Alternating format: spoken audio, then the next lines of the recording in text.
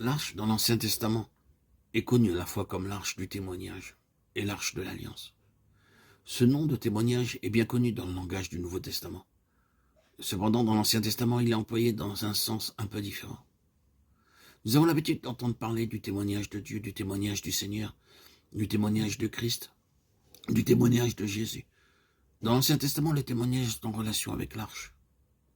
Les 2 tables de pierre étaient le témoignage. Les tables du témoignage furent placées dans l'arche et cette arche est devenue l'arche du témoignage. Exode 25, 16, 25, 22, 31, 18, Apocalypse 11, 19.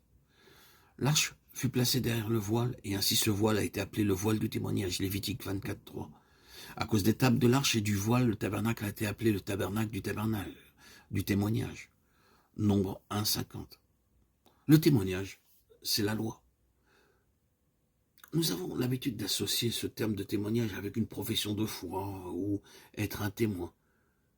Mais nous oublions que le témoignage, c'est tout simplement Dieu. Dans le psaume 119, David déclare qu'il se réjouit d'obéir à Dieu, à ses commandements, ses lois, ses préceptes et ses statuts. Mais il dit aussi qu'il se réjouit de son témoignage.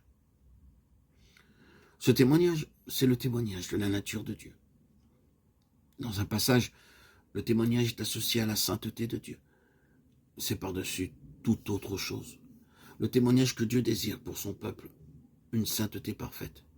Nul ne peut aller vers Dieu sans l'absolu de cette sainteté. Le témoignage de Dieu ne peut se trouver qu'en Christ. Les 2 tables de la loi ne se trouvaient pas ailleurs que dans l'arche. Aucun homme n'a pu faire pleinement la volonté de Dieu. C'est en Jésus-Christ que vous voyez la volonté de Dieu pleinement accomplie. C'est le seul qui ait pu déclarer « Ma satisfaction, c'est la volonté de Dieu ». Les tables dans l'arche étaient le témoignage de Dieu et non pas mon témoignage. Comment puis-je faire l'expérience d'un tel témoignage?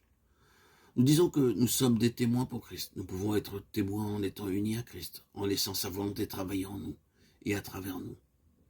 Nous entrons dans l'expérience de ce témoignage et ce témoignage devient notre témoignage.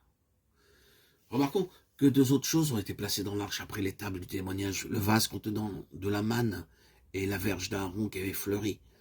Nombre 17, 4, Hébreux 9, 4, Exode 16, 34. Par ailleurs, il est déclaré que la manne et la verge furent placées devant le témoignage. Ce sont les 2 seules choses associées avec le témoignage. C'est comme si Dieu disait à son peuple, sans ces choses, mon témoignage ne peut pas devenir votre témoignage. Nous voyons dans ces choses l'œuvre subjective de la croix, afin de nous rendre capables d'apporter ce témoignage. Ce témoignage, ce n'est pas ce que nous disons pour lui, mais ce que nous sommes en lui.